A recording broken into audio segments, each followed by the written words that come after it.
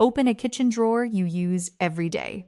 Maybe there are 3 spatulas, 2 vegetable peelers, 1 slightly warped spoon, and a few things you always have to move out of the way just to reach the one tool you actually trust. None of them ever seemed expensive, so they entered the house easily. But try asking a different question.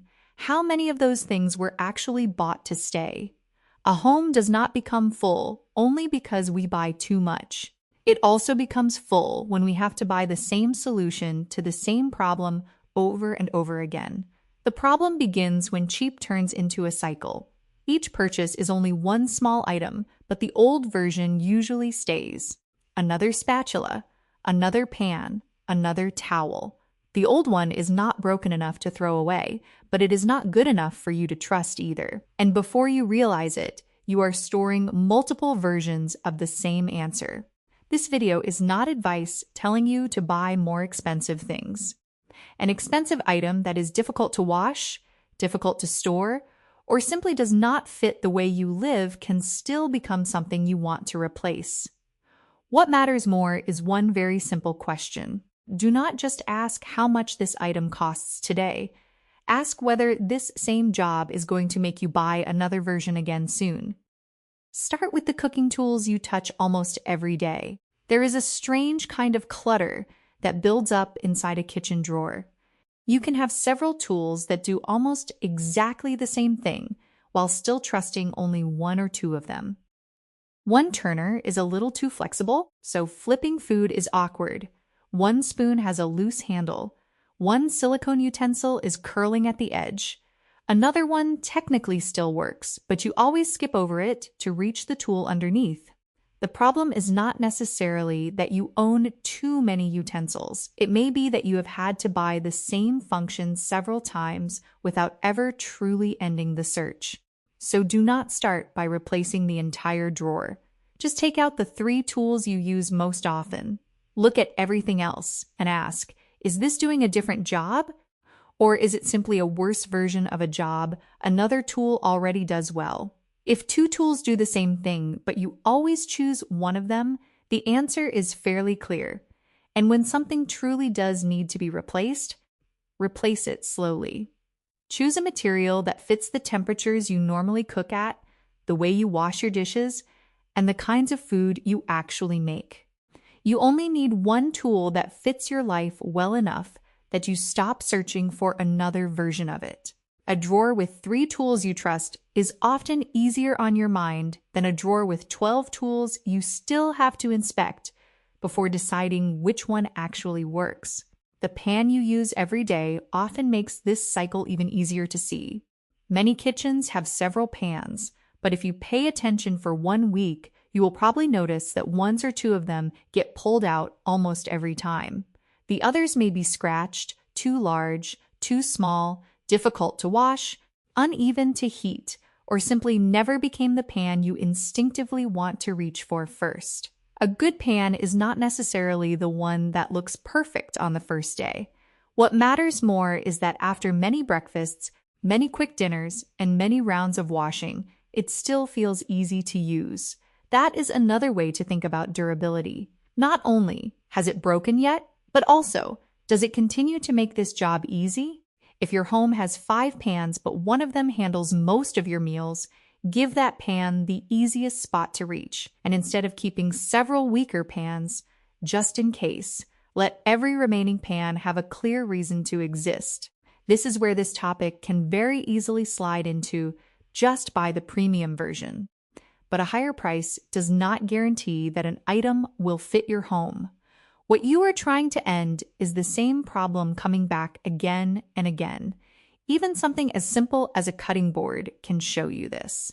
A cutting board may still be completely intact, but if it is too heavy to pull out, too annoying to wash, warped after drying, or always left damp because it is difficult to stand upright, you will start avoiding it. Then another cutting board appears. Then a smaller one shows up for quick jobs. Before long, you have more surfaces to cut on, but preparing food has not become any simpler. Keep one main cutting board that you can take out, wash, dry, and put away without having to think too much about it. If you have several cutting boards for different rolls, make sure those rolls are genuinely clear. An item you always avoid using does not save you effort simply because it is still in your home. At some point today, take a look inside one of your kitchen drawers. What is something you have had to buy more than once because the previous version never really worked well enough? A pan, a towel, a kitchen tool, or something else? Just leave the name of that item in the comments. But physical durability only solves half of the problem. An item can last for years and still fail if after every use it takes too long to become ready for the next one. That is why a simple, lightweight cloth can teach us more than you might expect. The useful lesson from thin, quick-drying cloths, often seen in Japanese-inspired household systems, is not that you need to buy a specific Japanese product. The important idea is the system. A reusable item is only truly useful when it can return to a ready-to-use state quickly enough. Think about paper towels or the cleaning cloths lying around your kitchen. A cloth may be called reusable, but if it is always damp, starts to smell, or has nowhere to dry properly, you are not going to want to use it again. And at that point, reusable simply becomes one more thing that needs to be washed, remembered, and eventually replaced. So do not start by buying a new stack of towels. Choose one specific job. Maybe it is drying your hands. Maybe it is wiping the counter. Maybe it is a small cloth for food preparation. Give it one permanent place to hang where air can move around it. Then watch the simplest thing. When you need it again, is it ready? If it is not, the problem may not be the number of towels you have. The problem may be how quickly they move through their cycle of use.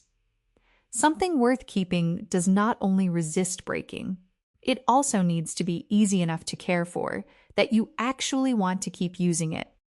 Reusable only means something when the item can become usable again, and this becomes especially clear in the bathroom. Think about the towel you used this morning. Maybe it is very thick, very soft. When you first bought it, it felt like a much better product. But if that towel is still damp by the afternoon, then part of its job is still unfinished. We often judge an item at the moment we use it, how soft the towel feels, or how beautiful the pan looks when we first take it out of the box. But your home has to live with that item during all the time between uses. It has to dry, get cleaned, and become ready for the next time. With bath towels, softness is easy to notice in a store. Drying ability is much harder to see. A very thick towel may work perfectly well if your bathroom has good ventilation and enough space for it to dry quickly.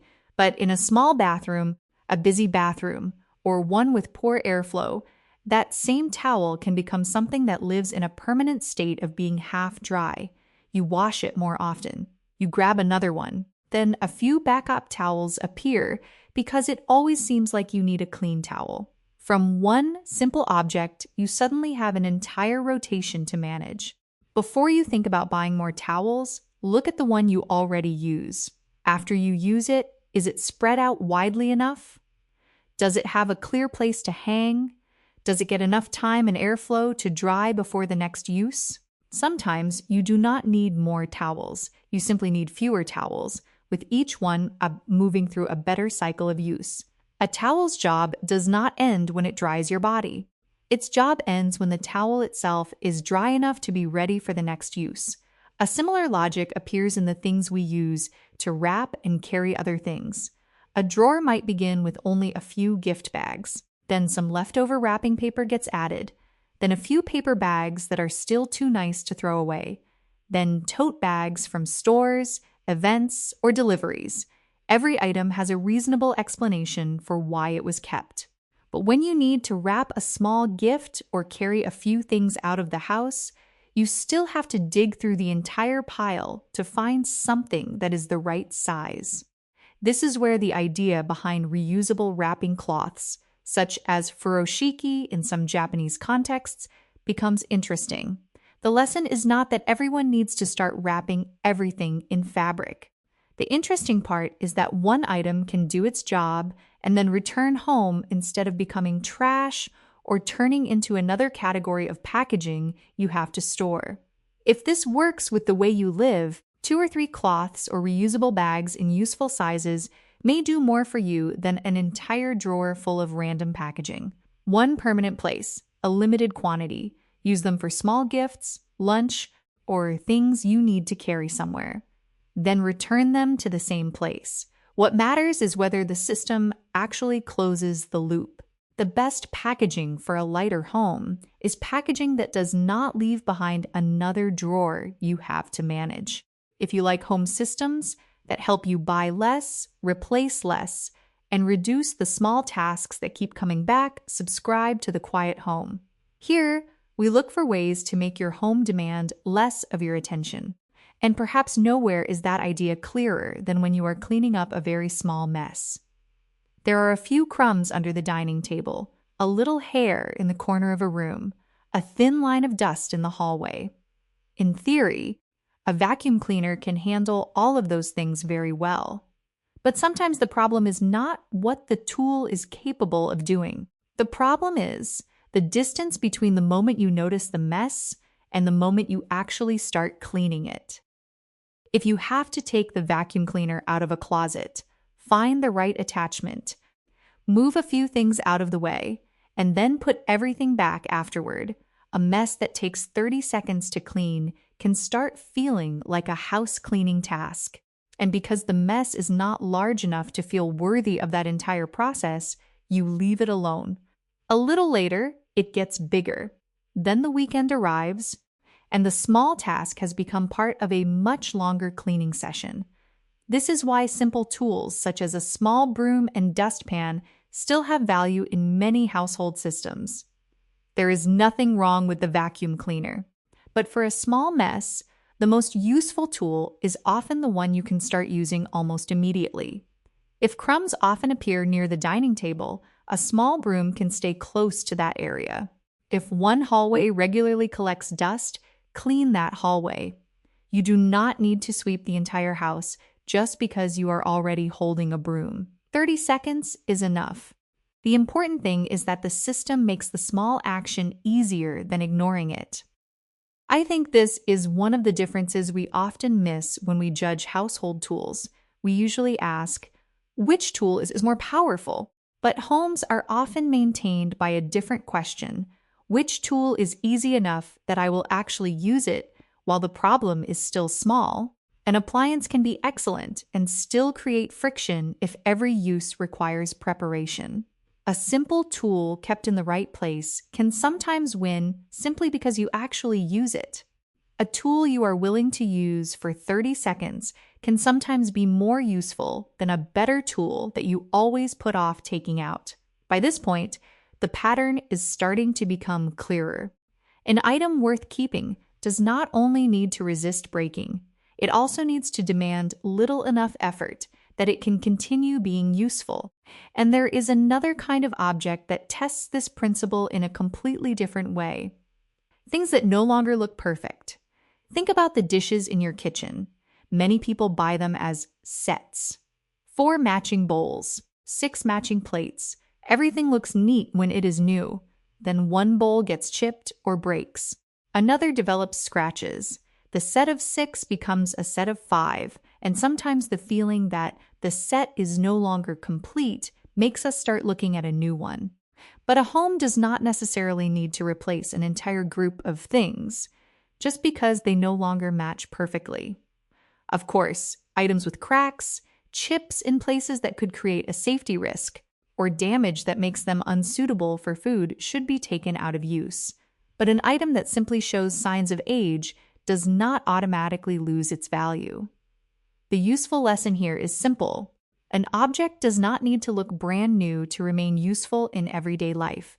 You do not need to turn every chipped bowl into a kintsugi project. You only need to separate 2 questions. Is this item still safe and useful?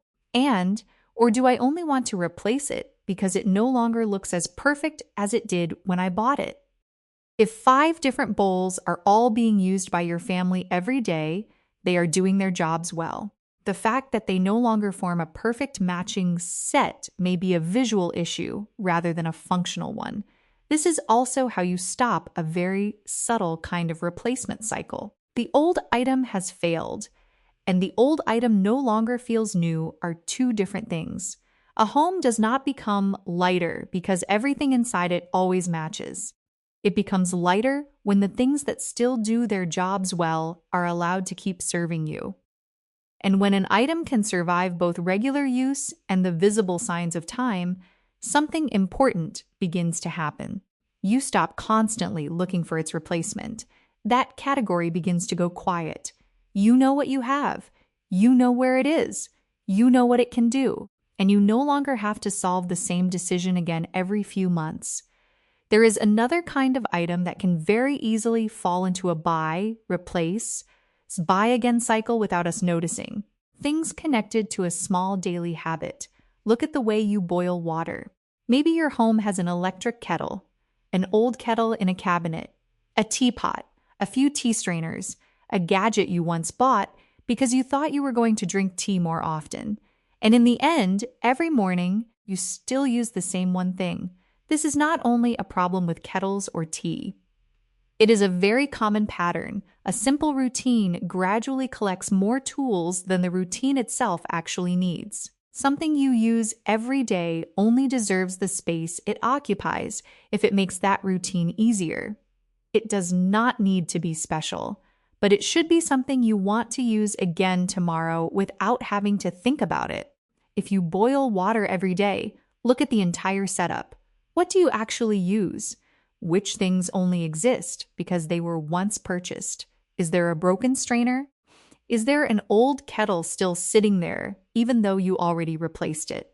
Are there tea tools being kept for someday, rather than for the routine you actually have now? Keep the tool that genuinely serves the habit. Put it somewhere convenient, and allow the failed versions to leave the space you use every day. Something you touch every morning should not always feel like a temporary solution. If you look around your home right now, is there a category that makes you recognize this pattern? Not something you simply want to declutter, but something you have bought again and again because no version has ever fully solved the problem. Leave that exact category in the comments.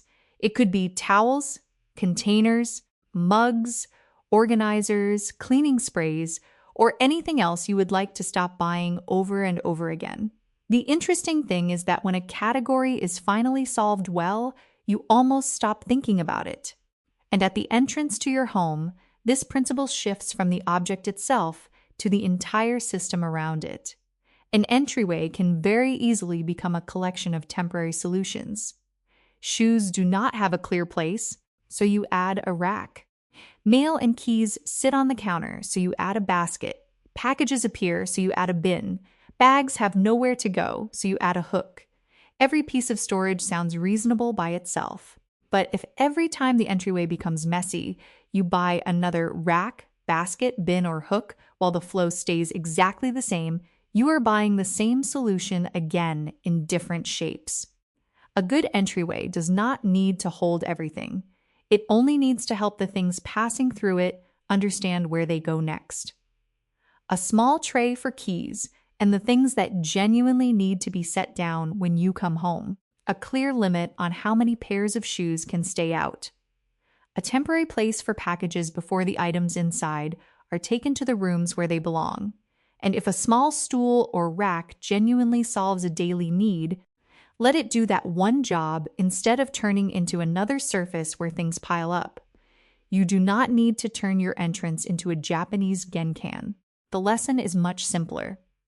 The threshold should not be where everything stops. It should be where everything gets directed toward its next destination. And that brings us to the final item. Actually, it is not one specific item, because the category most worth stopping yourself from buying again will be different in every home. For one person, it might be food containers. Every few months, another set appears because the lids from the old set do not match. For someone else, it might be bath towels, or mugs, or candles, or cleansing sprays, or baskets and organizers, or inexpensive kitchen tools that keep appearing one after another in the same drawer. What they all have in common is that every time we buy something, we feel as if we are solving the problem. But if 3 or 4 versions of the same solution are still living in your home, maybe the problem was never truly solved. This is where buy once stops being mainly about the product. It becomes a decision. The next time you find yourself wanting to buy the 4th version of something, do not begin by searching for a better new one. Look back at the previous 3 versions. Ask exactly where the previous version failed. Was it difficult to wash, the wrong size, slow to dry, difficult to store, or was it simply a category that never needed that many items in the first place? This is the most important part. Do not only learn from the item you kept, learn from the items that failed. They are giving you very real information about your own home. If 3 food containers are all too large for lunch, do not buy another large set. If you have 4 organizers, but the clutter is still sitting on the counter, the problem may not be that you need another organizer. Maybe you still have not decided where those things actually belong.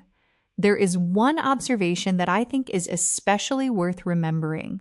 Some things are not broken enough for us to throw away, but they are also not good enough for us to stop looking for a replacement. That is one of the ways clutter grows, even though nobody actively wants it to happen. Every old version is simply waiting for a better solution to appear. So tonight, do not inspect your entire home. Choose just one category. Open the drawer, cabinet, or shelf where those items live. Then do 3 things. First, find the item you naturally reach for, whether or not it is the prettiest or the most expensive. Second, look at the other versions and identify exactly why they lose to that one. One reason is enough. Difficult to use, difficult to clean, the wrong size, no clear place to keep it, or simply unnecessary. And third, do not buy anything else right away. Just remember what those failed items have taught you. The next time that category truly needs a replacement, you will not begin with an advertisement, a sale, or a rating. You will begin with the evidence already sitting inside your own home. That may help you buy less. But more importantly, it gives one decision a chance to finally be finished. Tonight, when you open a drawer, do not look at it as a test of whether you are organized enough. Look at it as a small history of decisions. Which things have grown older with your home? Which things still do their jobs well? And which things are simply waiting to be replaced one more time? You do not need to start buying everything correctly from today forward. Nobody can do that. You only need to notice the categories where something inexpensive, something convenient, or something bought in a hurry has gradually turned into a cycle. A towel that dries properly can make the bathroom simpler. A tool you trust can make a drawer feel quieter. A broom kept in the right place can make a small mess disappear before it becomes a cleaning project. And a category that is finally solved well can stop demanding your attention. The goal is a home where fewer and fewer categories have to come back as another shopping decision. If small systems like these make your home easier to maintain, subscribe to The Quiet Home. And in the next video, we will go deeper into a closely related problem: why we sometimes keep bringing new things into the house even when the real problem is not that we lack things. A quiet home does not need perfect objects. It needs objects that have proven they deserve to stay.